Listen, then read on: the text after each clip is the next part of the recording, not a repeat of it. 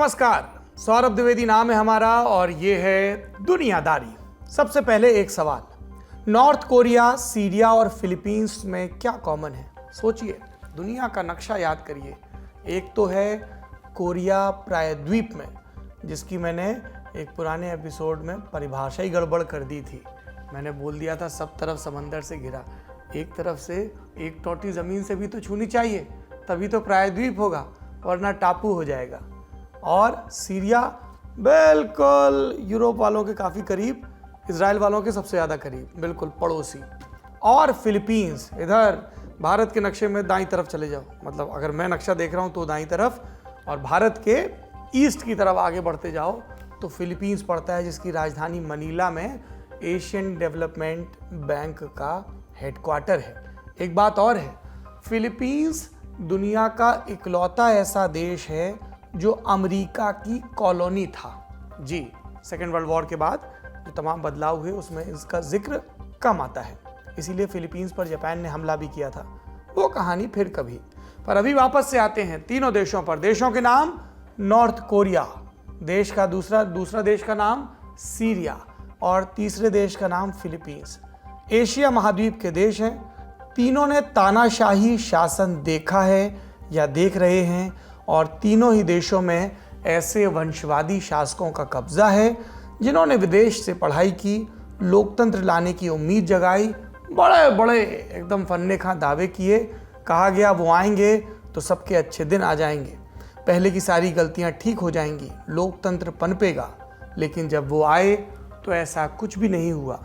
जैसा चल रहा था वैसा ही चलता रहा, यानी तानाशाही कायम रही। और कई मामलों में तो ये अपने पुराने शासकों से भी ज़्यादा क्रूर साबित हुए। अगर आपको इन तीनों देशों और इनके शासकों में कोई और समानता याद आए तो कमेंट बॉक्स में जिक्र ज़रूर करिए। हम अपने विषय पर लौटते हैं। जो लिस्ट हमने आपको ऊपर बताई उसमें अगला नाम कंबोडिया का जुड़ने जा रहा है। कंबोडिया दक्षिण पूर्वी एशिया में पड़ता है, साउथ चाइना सी के पास। लाओस, वियतनाम और थाईलैंड इसके पड़ोसी हैं। कंबोडिया पर 38 बरस तक एक छत्र राज करने के बाद प्रधानमंत्री हुन सेन ने कुर्सी खाली करने का ऐलान किया है। और किसके लिए गद्दी छोड़ रहे हैं? अपने बेटे हुन मनेत के लिए। मनेत इस समय कंबोडिया की थल सेना के मुखिया हैं। 22 अगस्त को वो प्रधानमंत्री पद की शपथ लेंगे। उससे पहले ही उनकी तुलना किम जोंग उन और बशर अल असद से होने लगी है। नॉर्थ कोरिया, सीरिया, कथित लोकतांत्रिक देश में इसे नेक्स्ट जनरेशन डायनेस्ट यानी अगली पीढ़ी का राजा बताया जा रहा है, और कहा जा रहा है कि सिर्फ लिबास बदला है, आत्मा वही रहने वाली है। Typical political dictatorship. तो आज हम जानेंगे कि हुन मनेत की पूरी कहानी क्या है, क्या हुन मनेत से लगाई गई उम्मीदें बेमानी हैं, और नेक्स्ट जनरेशन डायनेस्ट उम्मीदों पर खरे क्यों नहीं उतरते। कंबोडिया में भारत के लोग टूरिस्ट के तौर पर खूब जाते हैं। अंकोर वाट का मंदिर है और भी तमाम ऐसे टूरिस्ट प्रसंग हैं इसकी वजह से, इसलिए भी हमारी इसमें दिलचस्पी होनी चाहिए। आपने देखा होगा लेटली थाईलैंड और थाईलैंड के पूर्व में टूरिस्ट का प्रवाह भारत की तरफ से बढ़ा है, चाहे वियतनाम हो चाहे कंबोडिया हो। तो फिर गौर से देखिए। सबसे पहले क्या देखेंगे, ये वीडियो। ហ៊ុនម៉ាណែតនៅคล้ายខ្លួនជានាយករដ្ឋមន្ត្រីនៅប្រមាណជាវាងជាង3អាទិត្យទៀតតែប៉ុណ្ណោះ। 26 जुलाई 2023 को कंबोडिया के प्रधानमंत्री हुन सेन ने जब ये ऐलान किया तब बहुत कम लोगों को हैरानी हुई। सेन ने बहुत समय पहले ही इसका संकेत हालांकि दे दिया था। उनका स्वास्थ्य साथ नहीं दे रहा था और वो अपने बेटे के लिए सुरक्षित रास्ता तैयार कर रहे थे। इसी के चलते चुनाव का इंतजार भी हो रहा था। 25 जून को हुए आम चुनाव में सेन की कंबोडियन पीपल्स पार्टी CPP को 125 में 120 सीटें मिली। इसके तुरंत बाद उसने अपना फैसला सुना दिया। वैसे नतीजा भी पहले से तय था। इसका अंदाजा आपको पिछले चुनाव के नतीजों से हो जाएगा। पर नतीजा जानने से पहले कुछ बेसिक बातें, ये मेरा फेवरेट पार्ट होता है, बेसिक्स क्लियर कर लें। हम कंबोडिया के बारे में हालांकि पहले भी आपको विस्तार से बता चुके हैं, तो इस बार शॉर्ट में रिकैप करेंगे। कंबोडिया भारत के पूर्व में है, म्यांमार और थाईलैंड के बाद। इसके उत्तर में लाओस और पूरब में वियतनाम पड़ता है। वियतनाम के बाद समंदर शुरू होता है जिसे हम कहते हैं दक्षिणी चीन सागर। आधिकारिक नाम इस देश का है किंगडम ऑफ कंबोडिया। राजधानी है नोमपेन। नई दिल्ली से नोमपेन की दूरी लगभग 5000 किलोमीटर की है। इस देश की आबादी 1.5 करोड़ के अल्ले पल्ले है और 97% लोग उसमें बौद्ध धर्म को मानने वाले हैं, 2% मुस्लिम हैं और 1% में बाकी सब धर्म आते हैं। पॉलिटिकल सिस्टम क्या है? यहाँ पर संवैधानिक राजशाही है, राजा भी है, चुनी हुई सरकार भी। संसद में 2 सदन है, निचला सदन नेशनल असेंबली कहलाता है जैसे हमारी लोकसभा, ऊपरी सदन को सेनेट कहते हैं जैसे कि हमारी राज्यसभा। सेनेट में होते हैं 62 मेंबर, 58 मेंबर चुन के आते हैं 24 प्रांतों से, वहाँ के स्थानीय जनप्रतिनिधि चुनते हैं, 2 को राजा और 2 को नेशनल असेंबली की तरफ से मनोनीत किया जाता है। ये तो हो गया 62 का हिसाब। अब जो नेशनल असेंबली है यानी कि लोकसभा, उसके 125 मेंबर्स का चुनाव जनता के डायरेक्ट वोट से होता है। 125 सांसद बनते हैं इनकी लोकसभा के। सरकार बनाने के लिए जाहिर सी बात है नेशनल असेंबली में आपको बहुमत चाहिए, यानी 63 से ज़्यादा सीटें चाहिए और इसका जो नेता होगा फिर बहुमत के दल का, उसको मिल जाएगी पीएम की कुर्सी। पर ये सब एक स्मोक स्क्रीन है। आपने पावर स्ट्रक्चर समझ लिया, अब आप हिस्ट्री समझिए। उसके बाद याद रखिएगा ये स्मोक स्क्रीन क्यों कह रहा हूँ। ये इतनी लंबी चौड़ी बातें हैं, जनता का वोट होगा, बहुमत आएगा तो प्रधानमंत्री बनेगा, क्यों ये सब एकदम गप है। पर उसके पहले आपको कंबोडिया का मौजूदा पॉलिटिकल स्ट्रक्चर ऐसे कैसे बना, इसका इतिहास का क्या है, ये समझना होगा, क्योंकि हम जानते हैं कि ज़्यादातर एशियाई और अफ्रीकी देश यूरोपीय देशों के मध्यकाल से गुलाम रहे हैं। कंबोडिया का भी यही हाल था। ये फ्रांस की कॉलोनी था और 1953 में ये फ्रांस से आज़ाद हुआ। जब आज़ाद हुआ तो सत्ता आई तत्कालीन राजा नॉर्डम सिहानुक के पास। सिहानुक ने लोकतंत्र लाने का वादा किया, चुनाव कराने का ऐलान किया, फिर अपनी गद्दी भी छोड़ दी। राजा की गद्दी पर बिठा दिया अपने बुजुर्ग पिता नॉर्डम सुरामृत को, खुद बन गए नेता, अपनी पार्टी बनाई जिसका नाम रखा संगकुम। ये कंबोडिया की भाषा जो है वहाँ की, उसका एक शब्द जिसका अर्थ होता है लोकप्रिय, जनप्रिय, पॉपुलर। खैर, संगकुम के बैनर तले उन्होंने चुनाव लड़े और सब सीटों पर जीत गए। सिहानुक आज़ाद कंबोडिया के इसके बाद पहले प्रधानमंत्री बन गए। सब बढ़िया चल रहा था, राजा साहब चैन में। राजकाज से मन उतरा तो फिल्में बनाने लगे, लेकिन पीठ पीछे अलग स्क्रिप्ट लिखी जा रही थी। कलम रक्षा मंत्री लोन नोल के पास थी। ये नाम याद रखिए, लोन नोल। तो एक राजा यूरोप में गए अपनी फिल्मों के चक्कर में और पीछे से लोन नोल ने सत्ता हड़प ली, तख्ता पलट कर दिया और सत्ता में आने के बाद वो बन गया अमेरिका का पिट्ठू। उसने अमेरिका को खुली छूट दी। अब आप सोचोगे देश है कंबोडिया, कॉलोनी था फ्रांस की, तो अमेरिका कहाँ से आ गया? दरअसल अमेरिका उस समय वियतनाम में इज्जत बचाने की जंग लड़ रहा था। हो ची मिन्ह वहाँ पर प्रतिरोध के नेता थे और एक पूरी ट्रेल थी जिसको हो ची मिन्ह ट्रेल कहा जाता है। ये जंगलों से होकर गुजरने वाली सप्लाई लाइन थी जिसके ज़रिए वियतनाम के लड़ाकों को अमेरिका के खिलाफ अपने रसद, गोला बारूद और खाद्यान्न मिलते थे। इसके ज़रिए नॉर्थ वियतनाम के गुरिल्ला सैनिक अपनी लड़ाई को जारी रख पाते थे, इसीलिए इसको हो ची मिन्ह ट्रेल कहा। इस ट्रेल का एक बड़ा हिस्सा कंबोडिया से होकर जाता था। जब नोल लोन, अमेरिका का पिट्ठू, वहाँ पर राज्याध्यक्ष बन गया तो उसने अमेरिका को छूट दी, अमेरिका को एक्सेस मिल गई और तब उसने हो ची मिन्ह ट्रेल पर भारी बमबारी की, यानी अमेरिका ने कंबोडिया के एक इलाके में बम गिराए। इससे आम लोग नाराज हुए और वो खमेर रूस के साथ जुड़ने लगे।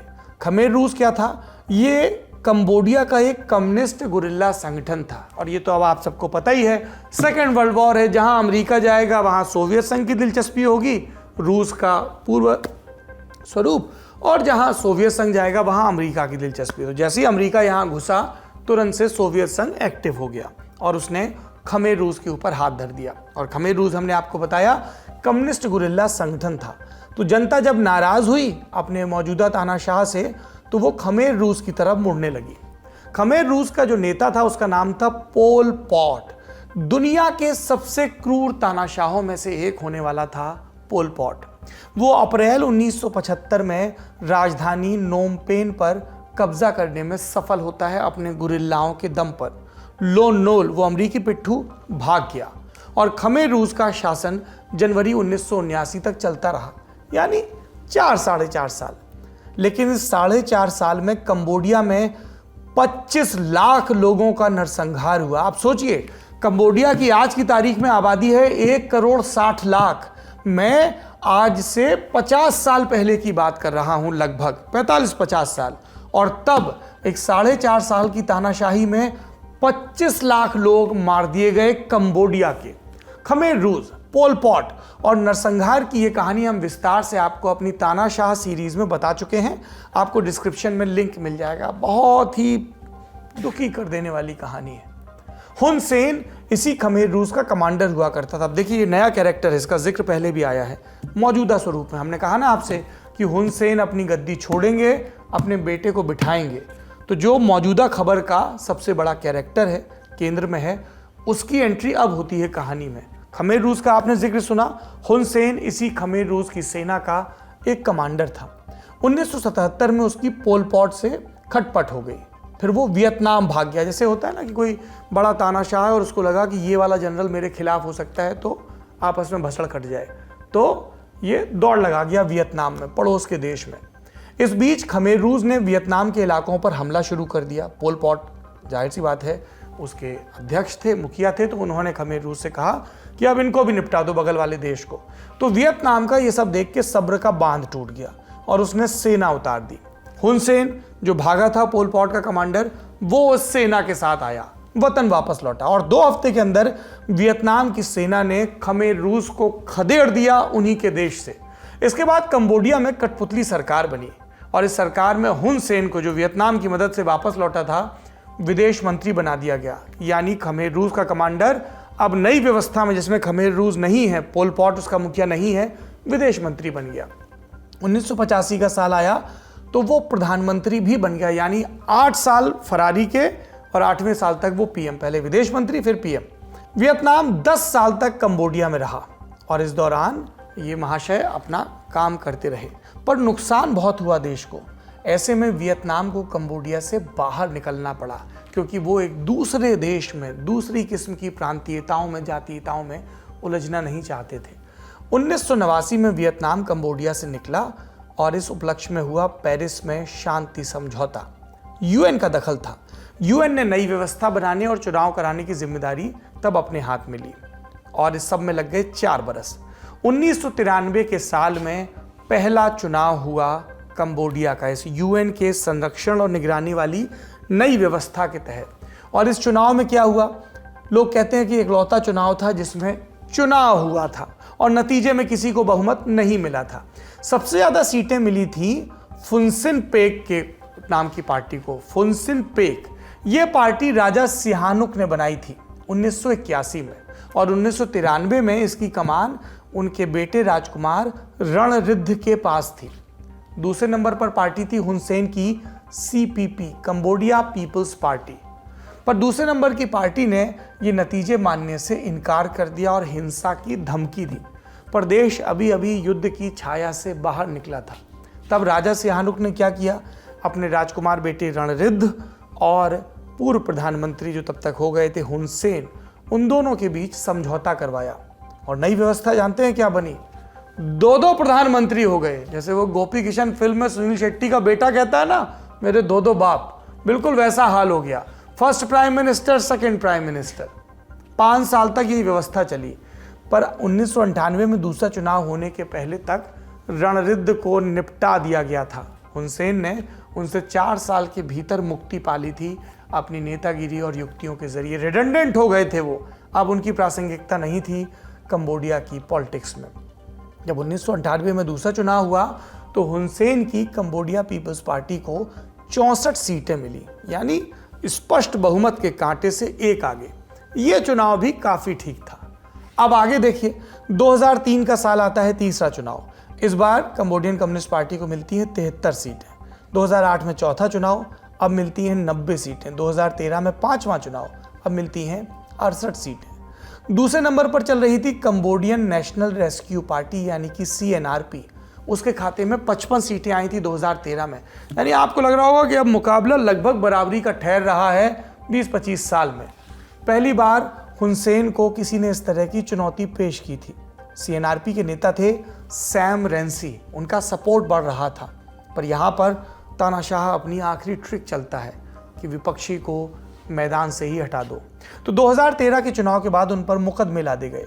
2015 में वो फ्रांस चले गए निर्वासन में, और 2017 में सुप्रीम कोर्ट ने उनकी पार्टी CNRP को भंग कर दिया। इल्ज़ाम ये लगा कि पार्टी अमेरिका के साथ मिलकर सरकार का तख्ता पलट करना चाहती है। यानी अब मैदान साफ है। तो 2018 में होता है 6वां चुनाव। चुनौती देने वाला कोई नहीं, और CPP को मिलती हैं 125 में 125 सीटें। 2023 के चुनाव से पहले एक नया विपक्ष तैयार करने की फिर कोशिश होती है, क्योंकि 125 के बाद लग रहा था कि अब ब्लैंक चेक है। CNRP के जो पुराने नेता थे वो नए सिरे से इकट्ठे हुए थे और उन्होंने कैंडल लाइट पार्टी ज्वाइन कर ली थी। लेकिन इस दफा तानाशाह के चुनाव आयोग ने कैंडल लाइट पार्टी को रजिस्टर करने से ही मना कर दिया। कहा पार्टी के पास पर्याप्त दस्तावेज नहीं है, ये चुनाव नहीं लड़ सकते। चुनाव से 3 महीने पहले इकलौते स्वतंत्र अखबार वॉइस ऑफ डेमोक्रेसी को भी बंद करवा दिया गया। चुनाव के नतीजे आए तो कंबोडियन कम्युनिस्ट पार्टी को एक बार फिर से 125 में 120 सीटें मिली। अब पिछले चुनावी रिकॉर्ड्स को देखकर आपने 2 चीज़ें समझ ली होंगी। पहली, वक्त के साथ साथ हुसैन की पोजीशन मजबूत होती गई, उसको चुनौती देने वाला कोई बचा नहीं। दूसरी बात, मजबूत विपक्ष और स्वतंत्र मीडिया की गुंजाइश खत्म हो चुकी है कंबोडिया में।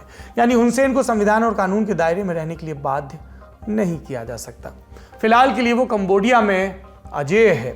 ऐसे में सवाल उठता है कि वो कुर्सी क्यों छोड़ रहा है। इसकी भी 2 वजह सामने आती हैं। पहली, वफादार और काबिल उत्तराधिकारी तानाशाह की नज़रों में जानकार मानते हैं कि तानाशाहों के सामने हमेशा अपना उत्तराधिकारी चुनने की दुविधा होती है। एक समय तक वे खुद को अमर मानने लगते हैं, अपने सामने किसी और को पनपते नहीं देख सकते। उन्हें अपने रचे संसार के ढहने का खतरा होता है। जैसे चीन में माओ को हुआ, उसने डेंग जियाओपिंग या चाओ एन लाई जैसे नेताओं को किनारे किया क्योंकि उसे उनके हाथों सत्ता गंवाने का डर था। वक्त रहते माओ ने उत्तराधिकारी नहीं चुना। इसी के बाद जब उसकी मौत हुई तो कम्युनिस्ट पार्टी के अंदर सत्ता को लेकर लड़ाई हुई और कालांतर में माओ की नीतियों को उठाकर खिड़की से बाहर फेंक दिया गया। हुसैन वैसी गलती नहीं करना चाहता। उसको पता है कि उम्र हमेशा उसके साथ नहीं है। उस समय रहते अपनी विरासत स्थापित करना चाहता है, इसलिए उसने अपने बेटे के लिए कुर्सी खाली करने का ऐलान किया। हुसैन फिलहाल राजनीति नहीं छोड़ेगा, पार्टी की कमान अपने हाथ में रखेगा। 26 जुलाई को उसने एक और बात कही कि अगर मेरा बेटा उम्मीदों पर खरा नहीं उतरा तो मैं इससे कुर्सी वापस ले लूंगा। यानी भले ही प्रधानमंत्री हुन मनेत बने, फाइनल बात हुसैन की ही रहेगी। दूसरी बात, उदारवादी चेहरा, सुधार का मुलम्मा, दुनिया भर का थोड़ा बहुत प्रेशर तो लेना पड़ता है। पर तानाशाहों की पोल एक वक्त बाद खुलने लगती है, जनता में चमक फीकी पड़ती है, सवाल उठते हैं। हुसैन के साथ भी ऐसा ही हो रहा है। चुनावी जीत और नगण्य विपक्ष के बावजूद कंबोडिया में उसके विरोधियों की संख्या कम नहीं। वो उसको लोकतंत्र विरोधी और पुरातन पंथी मानते हैं। इसके बरक्स हुन मनेत 45 साल का है। उसने अमेरिका की मिलिट्री एकेडमी से पढ़ाई की है। उसको मीडिया में शांत और काबिल बताकर पेश किया जाता है। हुन मनेत को उस खांचे में फिट करने की कोशिश हो रही है जिसकी उम्मीद जनता करती है, पर यह चलन हमेशा से रहा है। द हिंदू की एक रिपोर्ट में एक प्रोफेसर कहती हैं, जब जब किसी तानाशाह का बेटा सत्ता में आता है तब तब कहानी चलती है कि वो एक सुधारवादी नेता साबित होगा, पर आज तक ऐसा साबित हुआ नहीं। उदाहरण से समझते हैं 2। पहला उदाहरण सीरिया का है। सीरिया में 1970 से 2000 के बीच हाफिज अल असद ने सरकार चलाई, फिर उसके बेटे बशर अल असद को कुर्सी मिली। हाफिज आतंकी संगठनों को सपोर्ट करता था, टॉर्चर के लिए भी कुख्यात था। लोगों को लगा नया शासन पुराने की तुलना में बेहतर होगा, और इसकी वजह बशर ने लंदन में मेडिकल की पढ़ाई की थी, बाद में वहीं डॉक्टरी करने लगा था। यही उसका फ्यूचर प्लान भी था, लेकिन बीच में ही उसके बड़े भाई की मौत हो गई और तब वो वापस सीरिया लौटा। पिता की मौत के बाद सत्ता उसके हाथ में आ गई। सीरिया के लोगों को लगा लंदन में पढ़ा नौजवान है, उदार होगा, लोकतंत्र को बढ़ावा देगा, अपने लोगों के दुख दूर करेगा, पर यह सब कोरी कल्पना साबित हुए।